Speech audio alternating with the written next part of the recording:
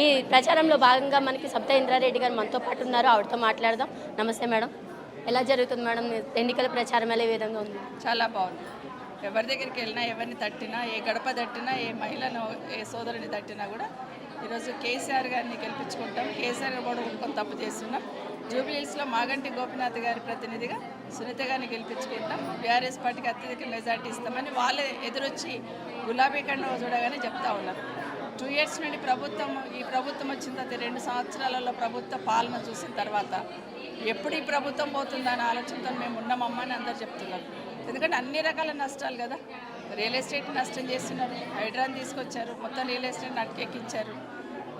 హైదరాబాద్లో ఎక్కడ కూడా కనీసం అటెన్షన్ ఇవ్వకుండా శానిటేషన్ మీద శ్రద్ధ లేదు, లైట్లు పోయినాయంటే శ్రద్ధ లేదు, వాటర్ సరిగ్గా వస్తున్నాయా లేదా చూసుకోరు, పవర్ పోతుందా లేదా చూసుకోరు, అసలు పాలన మీద పట్టు లేదు, అసలు బాధ్యత లేదంటని ప్రభుత్వాన్ని. కాబట్టి ప్రజలు గమనించున్నారు.